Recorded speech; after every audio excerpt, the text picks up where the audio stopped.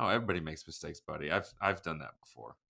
And you just see this state change, and it's just like it's a profound gift to give someone. Hello, friends. Welcome back to the Strong Stoic Podcast. I am your host, of course, Brandon Tumblin.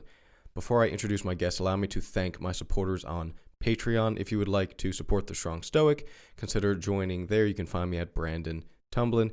You can get early access to all the episodes as they come out, as well as access to exclusive interviews, which is a new thing I'm doing for my Patreon supporters. And I'm also working on an ebook. Also, you can join the Telegram group chat if you want to join in on the discussion. And my articles you can find on Medium and the Stoic Gym magazine. Finally, my newsletter is on Substack. You can join up there. Today, I have the privilege of speaking with Shane Trotter. Shane is an author, educator, and a strength and conditioning coordinator. His book, Setting the Bar, Preparing Our Kids to Thrive in an Era of Distraction, Dependency, and Entitlement, is a book that I often recommend really to anyone, but particularly teachers, parents, or anyone else with kids in their lives. He's dedicated to improving youth development, and my several personal exchanges with Shane up until this point has really led me to the conclusion that this guy, he walks the walk as much as he talks the talk. This is his third time on the Strong Stoic, and in this episode, we start the conversation reacting to a video where a high school teacher and student get into a fight, a physical fight. We then dissect the underlying issues for this horrid situation and discuss solutions for this. There's two parts of this interview. The first is the standard Strong Stoic format, which is a guest conversation, followed by a approximately 20-minute interview where we dive into Shane's career and his road to success, what habits he thinks leads to success, and so on. The second part of the interview will be released exclusively on my Patreon. So again, consider becoming a patron if you want to learn from people of success. Without further ado, please welcome Shane Trotter. Yeah, my mom still does that thing where she buys me a gift, quote, from the dog. So for Christmas. So yeah, it's always It's a no time. cheesier than me buying a gift from our kids, you know. Right. Well, I always try and remember now, not like when you're a kid, you just rip gifts open and don't care who they're from. Now I'm like, no, like my mom's dog bought me that light, right? Oh Yeah. man. Listen, thanks for joining me again, man. It's a pleasure to have you on. I'm proud to call you a friend, and I love everything that you do. Welcome back. Excited to chat with you. Right on. Thanks, Brandon. Yeah, it's awesome to be here and to see you again and get to chat again as usual. So thank you. Yeah, my pleasure. And I guess what spurred this particular conversation was I was on Twitter, as we all are, I suppose, and saw this really crazy video of a teacher and a student arguing with each other. And I sent this to you, but basically what happens is the student's kind of in the teacher's face a little bit and taunting him, really.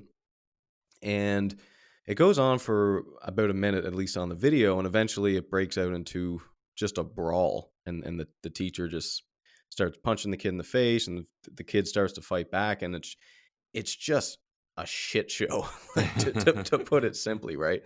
Sure. And I might actually, if I can, let me see if I can share this, because it'd be good to kind of get this on the video.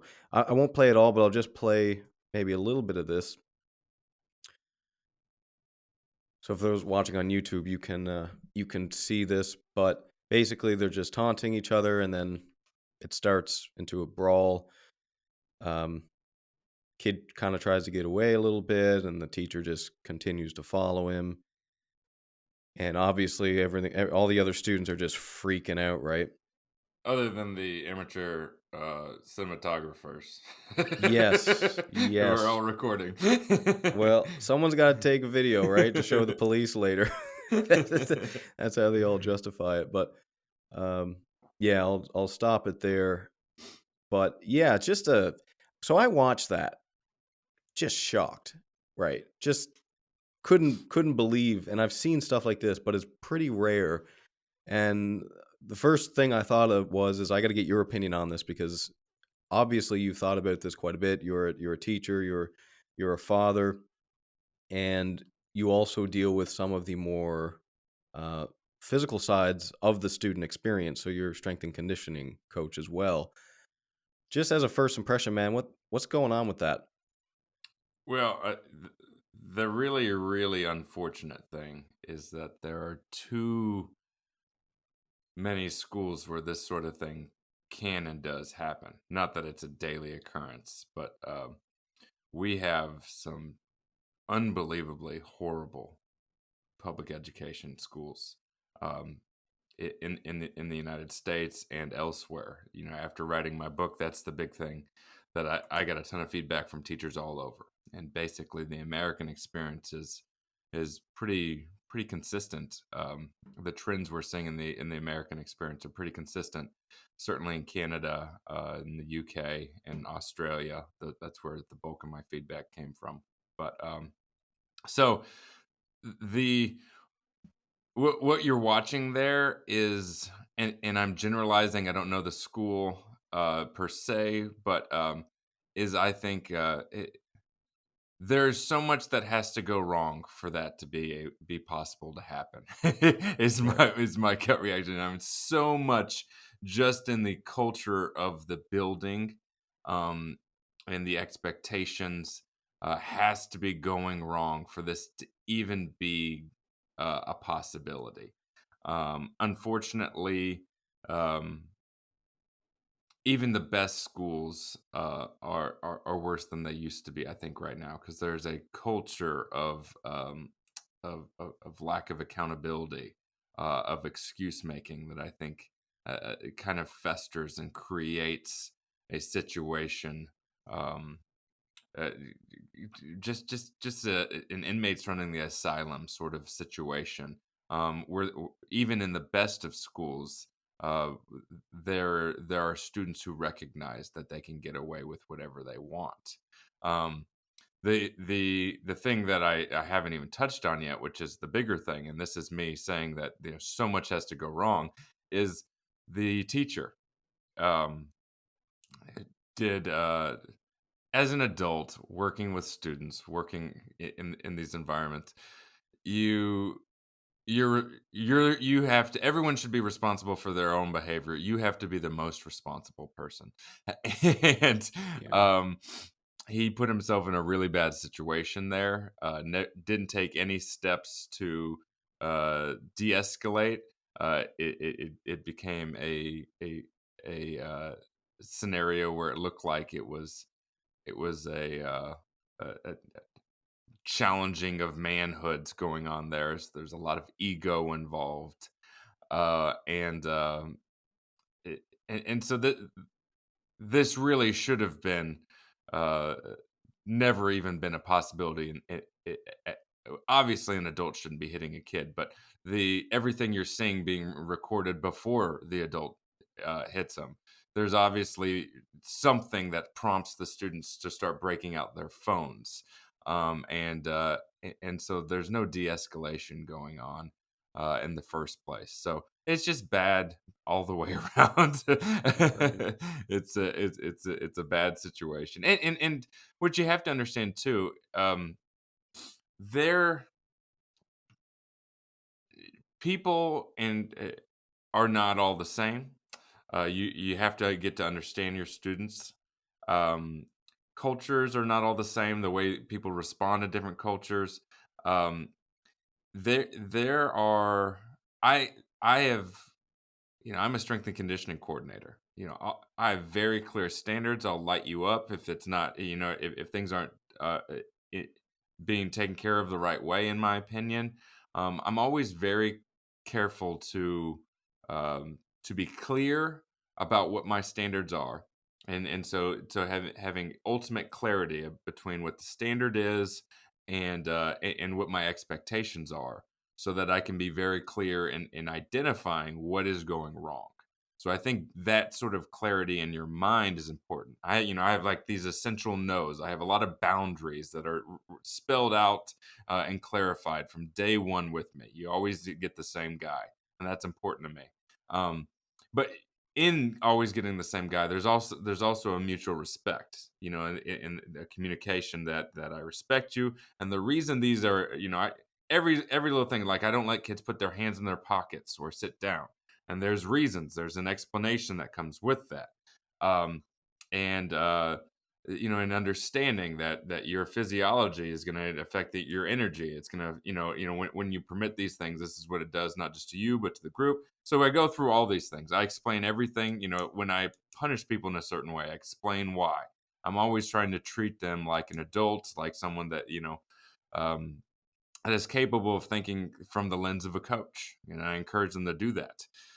There are times where I have been hard on a kid, or come down hard on them, and they've had a negative reaction. And often it is in a situation where this is a young man who does not like to be challenged publicly. Like, of course, no one does, but often using public ridicule is a great way to get a really good response. Just to be frank, if I call you out in public, that does multiple things. That you're going to listen and you're going to adapt your behavior more likely. This is based on a lot of experience. But what it really does, and why it's important, and I communicate this to my students, is it communicates the standards for everyone. Things are nuanced. So the more you can communicate the standard and show where things aren't being handled the right way, the more everyone understands. And they understand what the costs are, the potential costs are when you don't meet those standards. So back to the times where, I've addressed something and the young man's responded poorly. In those scenarios, the important thing to do is to pull them aside, because it's about saving face. It's about establishing that no one's going to talk to me that way. I'm a man. All right. I want your respect. And I don't. So, what's important to do in that situation is you separate the ego. You separate okay, we're going to have, the only phrase that comes to mind is a dick measuring contest right here in front of everybody. Okay. And you want to take that, you want to separate from that situation. So you separate him and you acknowledge right off the bat, I get that you do not like being called out in front of everybody. Okay. And I understand that that's not going to get the best reaction from you. Okay. So I'm going to do my best to steer away from that response in the future. But what you have to understand, so you throw him a carrot, okay, and then you explain why you did. What you have to understand is, this is what I saw. This is what I was responding to. Do you understand? And so you kind of get into this. Okay, I acknowledge you. I understand you. I'm going to try to to understand that you do not respond well to this particular coaching mechanism. Here's what I was responding to, and then you have a dialogue. Um, so none of that happened in this scenario, clearly. so, Mm-hmm. so when I say so much had to go wrong, there's a lack of expertise from the lack of expertise, of professionalism, of just competency from the educator, um, uh, potentially a lack of experience. There's also an environment where disrespect is allowed, and that is becoming more and more the case in public education. And so that creates an environment where teachers are under a lot more stress than they have been before, where they are a lot more beat down than they have been before. And there's a lot of other variables that are going on in public education right now that creates that sort of scenario. So yeah, just bad all the way around. Yeah, that was a well thought out, great response, man. Very nuanced. Appreciate the perspective. I already got like 75% a page of notes. So a lot to dig in there though, but you make a great point that it's never, or it's very rarely one point of failure for this stuff. It's like Mm, so many things have to go wrong. It's like a bad coaching mechanism. Maybe the kid is brought up in a certain way that makes that interaction particularly triggering. Let's say you have the public eyes, you have the cell phones, and it's interesting because you're right. There is a place for a little bit of calling people out in public, because you do get that social effect where it's like, okay, everyone's watching me here. I better be pretty careful about how I approach this, right? And how I respond to the situation. And I think the advice that you gave is very apt. You have to remove yourself sometimes from the situation, bring the person out, remove one of the factors that's causing this to be a bit more harsh and triggering than it needs to be. And I think that's very important. I want to maybe expound a little bit on something that you touched on, which is clarifying expectations. And this is a very important thing, obviously. I had a math professor first year and first year university. Let me clarify that. And the first year of university is an interesting one for me. It's kind of that transition between high school and adulthood. So Hmm. it's like this weird transition, and you get those first year professors, and the good ones are really in tune with this. And he would make the expectation no cell phone use. And this was right when it's still like today, like Sure. everyone has a cell phone. And it was interesting because he wasn't coming at it dogmatically or patronizing in a patronizing way. He would just make the case that I don't care if you show up to class. You're an adult. You don't have to be here. If you're here, I want you here. And he would call people out, not in a bad way, but as an adult. He would say, "Listen, can you get off your cell phone because we're in class now and I would like you to be here. And you don't have to be here. And if you leave, no hard feelings. But if you're here, I want you here." And the funny thing is that like 98% of the students respected that. And that's a very high expectation for people who are just out of high school, who finally have control over their lives, who have a cell phone, and you have all the dynamics of university life. Um, so yeah, but I want you to expound a little bit on why you think it's important to clarify and explain why. So you tell them it's simple to say, I don't want you to use your cell phone. But then a lot of times that can create a bit of tension because maybe they don't understand why that's the case. And maybe they think that, well, you're just trying to impose your will upon us because you're a tyrant, right? Hmm. Hmm. So Hmm. you made it clear that you had to explain why. So why do you think that's such an Yes. important element? Well, because it treats them, first of all, it teaches them. Okay, our job is to cultivate young adults that can be successful on their own and can exercise personal responsibility themselves. So, the cell phone's a great example. It's like th- the reason I need you guys off of your smartphone in class is because I can set up a 5-minute presentation. In fact, I would if was in a class and I had that policy, and I would have that policy. This is what the research shows it does to your focus. This is what the research shows right now is going on. Your inability to take time away from your smartphone. These are practices that I myself incorporate in my life to help myself focus better. So you kind of build a case for there is a reason behind this, and I want you to understand that reason not only to make this, so I would be a joker if my goal was to optimize the conditions for learning in this environment and I still allowed you to use your smartphone. The two are so diametrically opposed. Like I would either not take myself seriously or not know anything if I allowed this to go on.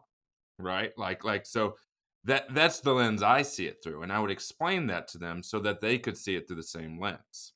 Right? And so what that does is it empowers them with the information so that my hope would be that you can go off now and this you can apply these same principles that underlie this policy to your own studying, to your own life, because if you cannot apply these principles and the underlying disciplines to your life, then you're going to be less successful. So there's an underlying philosophy to every policy. There needs to be. And if there's not, then it's BS. And that's what the kids feel all the time. That's what the adults feel all the time. I was talking about some of the conditions that make teachers tired and stressed out right now. It's because there's a lot of policies that there's no philosophy behind. There's no principles behind. They're just having wills and arbitrarily being told. This is part of the modern experience. We're often arbitrarily told that these are the policies we have to follow when we know they don't hold up to common sense. So that is why it's really important to be able to explain things because there's so many times where it's like this doesn't make any sense. and we all get sick of it. We all do. Yeah. So yeah, and I think for an adult, the common feeling, and I felt this way many times myself, is don't question me. You're a kid. Don't question me. I know better, and that might be the case. And there is some room for that argument, but I think uh, at a certain point and at a certain age, they need to question. They need to be thinking through, and then that's a mark of a mature person who likes to think through and understand things. And so you are helping them through that process of figuring out how to be in charge of their own life. Um, so yeah, that is why I think it's so important to explain. But even more than that, it allows you. It shows that you respect them. I'm going to I want you to take on the lens of coach because I see you as capable of thinking from this level.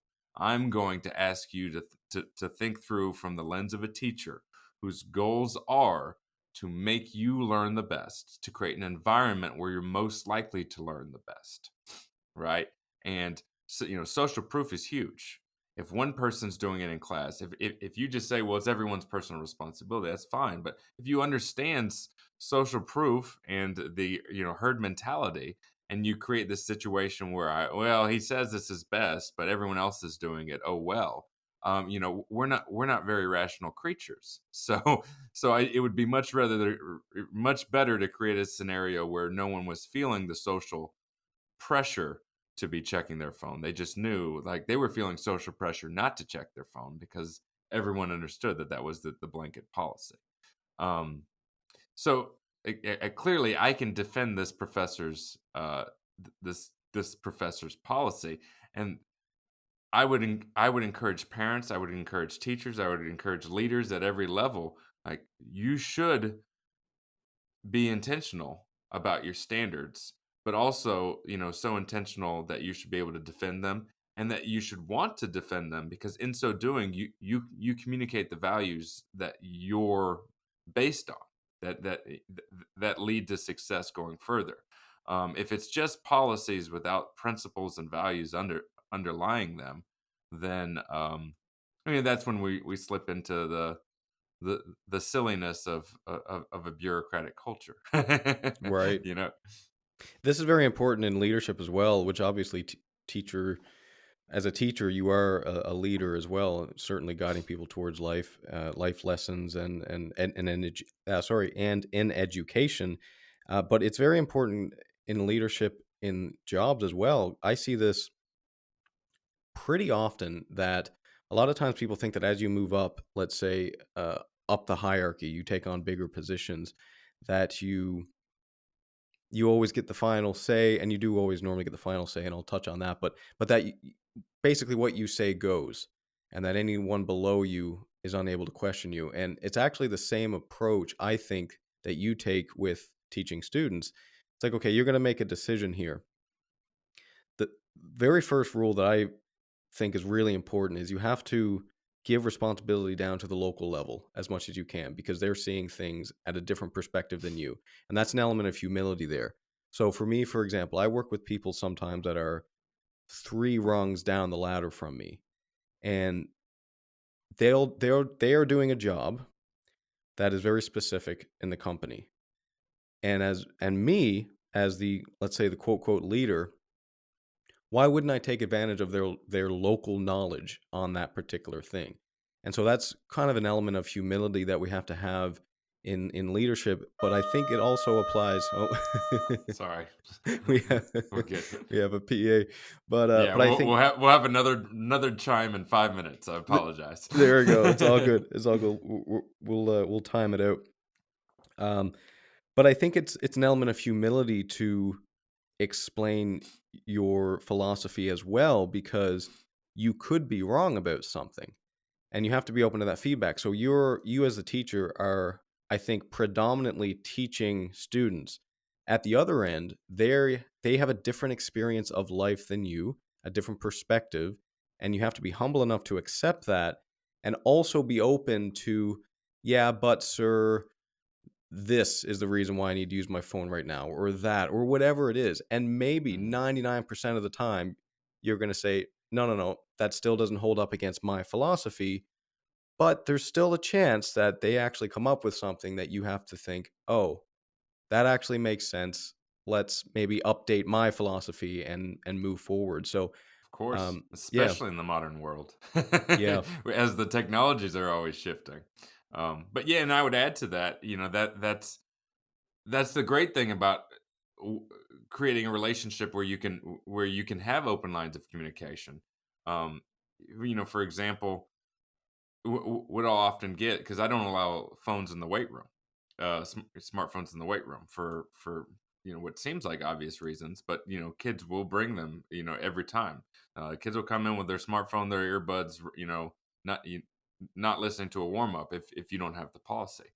Um, so, uh, but I've had a student, um, and I didn't see them. Not only did they take their smartphone in one day, but she got a call during the warm up, and walked right past. She took it and walked right past me on the phone and walked out. And I obviously said something to her when she came back in. Uh, I pulled her aside and I let her know. I was like, "Listen, I have a policy." She says, "But it's my mom." And I said, I understand it's your mom. First of all, just because it's your mom doesn't mean she gets to call. Like, if there's something going on, if there's a reason, I'm always going to treat you like an adult. All right. Just like if I say I had a faculty meeting and I'm sitting there with all the faculty and I know that, hey, this is going on in my personal life. All right. I would go to my boss and I would say, hey, this is what's going on. I might get a call and have to step out. Is that okay? And he would say yes, because we're adults who respect each other. And I would do the same thing with, so they become teachable moments. Is my whole point there. right. Yeah. And that's very important to treat people as adults.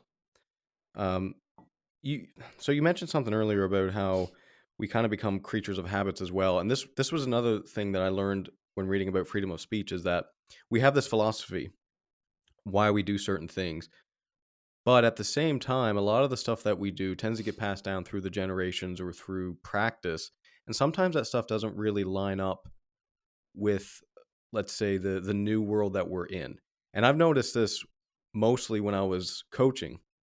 So when you're a coach, you have, and you know this as well, you have a program that you give to people. You probably have a template that you're going to use that you're just going to kind of give out, and you adapt it as you need to the individual. Sometimes what you'll do, or what I caught myself doing, is I might put an exercise in there just out of habit. And maybe this is a different athlete. Maybe they don't even need this particular exercise, but it just kind of goes in there as part of the overall structure. He says it's been 5 minutes already. There's a 1 minute reminder that there's a bell in five. So that's the Right, 4 minute bell. right, right, That's the hurry up and get to class bell. right. so, so I kind of had a rule with the people that I coached was you should be able to ask me anything that I have in this plan, and you should be able to ask me why it's there. And if I can't give you an answer, we'll take it out. Hmm. And that's a good rule, and it's not an ego thing, it's in fact, it's an act of humility, and it's the same thing that I do or I like to do, and I think is good with work. It's like, "Listen, here's the plan, here's what we're gonna do. If there's anything on here that you question and I can't explain it, we'll change it, we'll get rid of it." Because at Hmm. the end of the day, I want the best plan. At the end of the day, Yes. I don't want my plan. I want the best plan. And sometimes the best plan, in fact, all of the time, the best plan is not only what I think because I have a very limited perspective. There it is. um, Yeah. so, But yeah, and that pushback is only going to make you better if there is pushback. It won't be constant, won't be all the time, won't be from everybody. But anytime you have to defend I mean, it's the basic rationale behind a classical education, behind defending a thesis, behind everything. Like yeah, anytime you have to defend your argument, defend your thinking, you're going to understand it better. Um, you're either going to be able to defend a correct position better, or you're going to be able to adapt and make a better position. I mean, this is this is necessary for your own growth. absolutely. Absolutely. And it also gives when you're not there, and this is a key thing as well, and I'm sure I'd like to hear you maybe think about this in terms of parenting. But you're not always going to be there with your kids. You cannot watch your children 24/7. And so another element or benefit of explaining your philosophy, like you said, it's teaching them why it's actually important. Because similar to my mirroring of it, which would be in a company when you're working, you give a guy a task and you don't explain why, and he's pissed off that you gave him the stupid task, even though it's a really important thing. It's like as soon Sure. as you leave, he's not gonna do that. Or when Yeah. he's doing another project, he's not going to do that. So it's also an element of just practicality. It's like you're not always going to be there to impose your tyrannical ways, Yes, but if you exactly. explain it and they agree with it, then they have an incentive to do it while you're not there. Yeah. Yeah. So much swirling through my head there, but that's to something you said earlier, which is you have got to empower your people to be experts in their own domain. You want to empower them with the principles, the values, the end mission, clarity of mission, clarity of principle, uh, and get them to a point where they can, based on that, make the right decisions for the larger mission. Um, that is any really good school. That's the way. And that's what's hurting school. We deprofessionalize teachers by giving them a roboticized curriculum and telling them they have to do X, Y, Z in exact order. They have to follow these lesson plans. They need to do these activities rather than make their own. We deprofessionalize people by not requiring them to exercise the skills that make them a professional, right? If you want to create professionals, then you put the standard there and they have to strive to meet it. And yeah, there might be some gap here and there that they have to fill. That's the only way it's possible to create more competent people. But you look at any successful company, and that's what you hear. It's clarity of brand, it's clarity of mission, it's empowering the people on the ground. We not too many rules, but just enough to create clarity. Um, and so I'll leave it there. Yeah, I think Yeah. that's essential. Well, Elon Musk has that rule that if you're in a meeting and you think it's a waste of time, you can just leave. And I think that's so awesome because what it does is it decentralizes the importance of meetings. Hmm. So, and man, you people have no idea how many meetings that are just a complete Yeah, I waste of know. time in companies. It's Sure. unbelievable. And it puts the onus on the manager, the boss, whoever, the leader, to clarify the importance right off the bat. I mean, I'm sure that the leaders are better communicators. they're more they're not going to waste your time. They're more particular about when they call a meeting, and they're better communicators probably because of it. It's interesting how usually it's kind of, I think of Charles Duhigg's habit. These are like keystone habits within an organization, that that one principle. You can ditch a meeting if you don't see importance. That is going to radically shift how all the leaders in the organization, uh, how they call meetings and how they approach meetings and how they communicate meetings. Absolutely, man. Uh, a point we have to touch on a bit more is the underlying theme that you talked about in your first spiel there, which is extreme, what I would call extreme ownership as the leader, as the teacher. I think this is very important because a lot of times we find ourselves in situations where we have to ask ourselves, are we going to be the bigger person? Hmm. And this is a weird thing because we all respect the bigger person. Hmm. If two people are getting into a fight in the bar and the let's say the bigger person, not the physically bigger person, the mentally bigger person is able to remove himself from the situation and stop a fight. We all respect that person. However, when we find ourselves in a similar situation, it's not so easy because we have these emotions, we have this ego that we have to satisfy, let's say. Hmm. And so it's very difficult to do that. So as the teacher in this situation, you got all these kids looking at you. You got the cameras on you. You got this little punk that's half your weight, thinking that he can push you around, get in your face, call you names. It's very hard to say, listen, let's step outside, just the two of us. Let's get all these people away. Let's just have a talk, you and me, like men. That's a Hmm. very hard thing to do. What do you think? Do you think that's always difficult? Do you think you can kind of practice it? Like it's a skill? How do you cultivate that ability to be the bigger person? It's a great question because it's so crucial, and I mean, you look at how people sabotage themselves in their lives. It's so often ego. I would ask the listener, when's the last time you apologized for something really earnestly? How often? When's the last time can you think back? When's the last time you found yourself justifying a position you knew was wrong because you did it Mhm, and didn't realize till later? We've all done it. It's just human nature. We fall into this it's hard to apologize. It's hard to acknowledge when we're wrong, especially to acknowledge without caveats.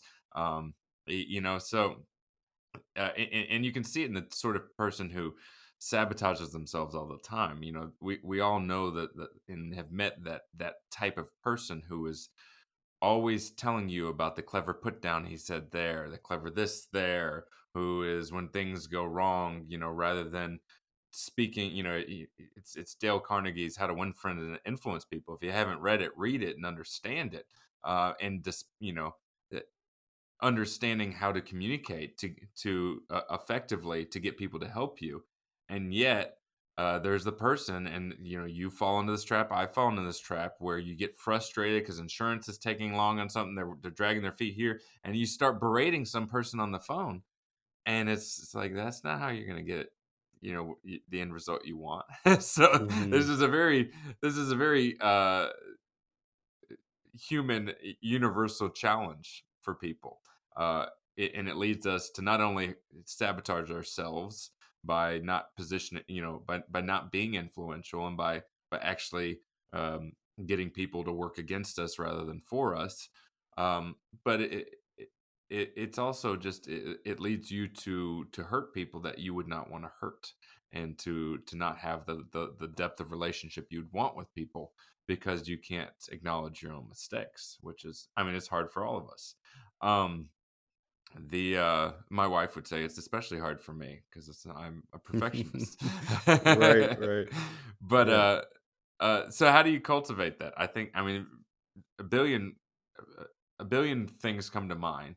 I think maintaining a some sort of contemplative practice. Um, for me, meditation is crucial. That is training your ability to feel an emotion and not respond right away. But journaling, any sort of reflective practices will do the same, where you really acknowledge. If people are looking for a really good gratitude slash journaling practice, I think the Nikon journal, Naikan.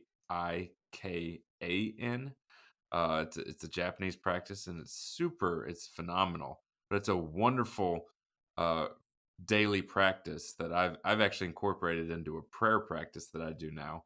Um, but where you're thinking of all the things you've benefited from in the last days, and then you go and you go through uh, all the you do a 24-hour a reflection of the last 24 hours, all the ways that you were an inconvenience on others. So you're actually acknowledging all, where you may have gone wrong. And then there's a lot more. It's not a negative practice in any way, shape, or form, but it's an honest practice. So I think some sort of contemplative practice is crucial. And then there's the final thing I'd say is successful people are readers. Successful people are the type of people that tune into podcasts like this consistently. They are consistently feeding the right wolf, which is Mhm. goes to the old Cherokee parable of the grandfather and the grandchild, where the grand grandpa basically says that there's two wolves fighting, and all of us, one is ego, it's pride, it's impulse, it's all the negative, and one is joy, love, whatever. And the grandson says, which wolf wins? And it's the wolf you feed. And I don't think that I think that that can be undervalued, just how essential it is to curate what what is coming through your brain throughout the day, the people that are around you, but also the messages. If you're constantly reading biographies of great people and ex- you know it- uh, if you have good sources coming through you, you're going to be primed to think through these things and to aspire to be better, to recognize these trends of what made them successful, where they fell, what they had to work through, and then you'll have the right aspirations. But if you're like the majority of people, kind of mindlessly scrolling through social media, getting all number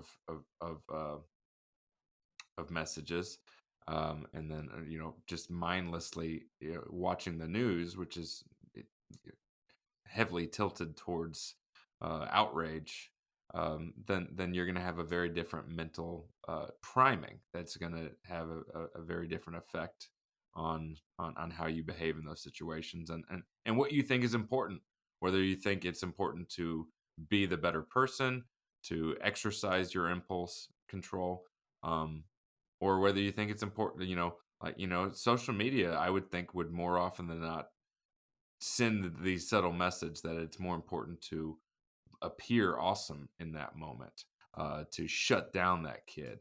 Hmm. So there's these subtle messages that make their way into our own actions.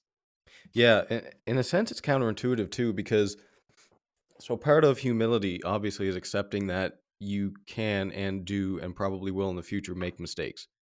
So that's a hard thing, and like you said, I think that you just kind of got to get into the practice of accepting the things that you've done in the past that was wrong. And you can start small with this, right? It can be the smallest thing. You say the wrong word once. Like if you're a guy right now or girl that you just you cannot admit when you're wrong, maybe just apologize the next time you mess up a word.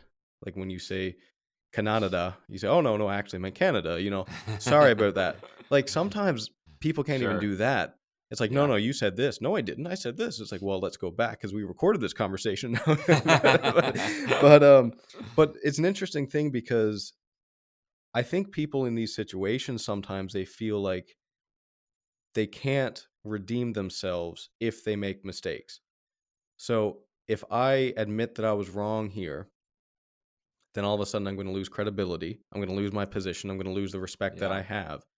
And this is a weird conundrum because it seems to be that, in fact, the only way that you can redeem yourself for your mistakes and your insufficiency as a human being is by accepting it and improving yourself. Hmm. That's the only form of redemption. Hmm. And the big point here is that we are all making mistakes all of the time. And so you better damn well understand that you do need redemption of some sort. And the only way to do that is to accept it and move on. But if you continually back yourself in a corner by saying, well, that wasn't my fault, this wasn't my fault, this was your fault, what you end up doing is you push people away. And Hmm. that's a very dangerous thing because once you push people away, you become alone and then you lack self awareness. And then you don't even recognize that you have an ego problem, and that's a real danger as well, especially in today's world.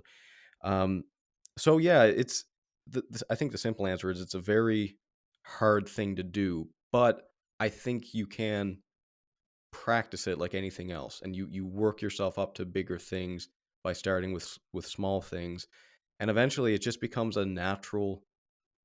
Yeah. a natural thing. It's like it's not a big deal to admit that you're wrong. Absolutely. Yeah. I think I would highlight that. I think you're spot on kind of the underlying reason it's so hard to do. The uh, the fear that you will look bad, the fear that you will appear, maybe there's some imposter syndrome in there, maybe there is I don't know, a fear that you're not going to meet your own expectations. Maybe there's kind of a fixed mindset thing going on there where uh, you, your self-worth, whether you're smart or not, depends on what other people think rather than any kind of intrinsic sense of confidence. um, but you're right, I think that that's what underlies it, and that's what gradually uh, we're trying to get over. Hmm. It's hard, man. It's hard, and I think, yeah, it. I think it's hard at all walks of life because I Yeah. think young people have egos. I think middle-aged people have egos, and I think older people have egos. And I think maybe the conditions are a little bit different, and the reasons why we justify our ego and why we're right, quote, quote, right, that changes as well. But I think this is an ongoing battle. And yeah, it's a balancing act, right? Between not letting your ego get out of control, but also not letting your self-confidence just fall off a cliff because then you can't act in the world either. Yes. Yeah, well, and the two appear to to be contradictory, but I think that they're really not. It's funny. I have a high school men's group I run before school on Tuesday morning, so we kind of delved into this a little bit uh, this morning. But yeah, it seems humility seems to be a only capable you're only capable of real humility if you have some underlying confidence. um it seems to be my understanding. And and maybe the confidence comes first, I'm not sure. But yeah, I don't see. um it's an interesting thing because I think that I believe strongly in mindset and training mindset and showing people their limiting, the lies, the limiting ideas entertained that are sabotaging them. And we were discussing in our men's group this morning a podcast with Colin O'Brady, where he has all these amazing stories. I mean, the guy has lived this unbelievable life where he's consistently um, pushing past perceived limitations, even of himself. That when he feels like he can't do something, he pushes a little further and he finds he can. So yeah, there's these kind of contradictory things going on that you want to be pushing people to realize that they have more power in them than they've ever thought possible. And this is what people discover. The truly great people are constantly discovering in their own lives. This is the point of a rite of passage, to help show people that they're capable of overcoming these giant obstacles that will that and that experience is what allows them to have the courage to go into the next thing, that the next obstacle that's going to help them have even more confidence. um, and yet to endear humility with that, that real sense that you are very flawed, that you are not perfect, that you and I think, if you want humility, um you you need you need more relationships in your life. There's nothing that can, even the best, most successful people in the world struggle in relationships are hard, people are hard. So Hmm. Yeah. go get married, you'll be humble. Yeah, yeah, for sure. Yeah, that was a huge learning lesson for me growing up, is just how important those relationships are. And it was so easy for me personally. I mean, because I'm introverted, so I can kind of do my thing and I can be happy on my own.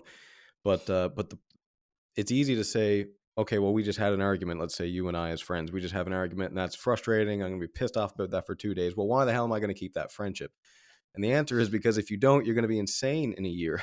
It's like we need Yeah. each other to give each other feedback to help us grow, and to circle back to the idea there, to guide each other towards redemption, because I think that's another part that we play for each other.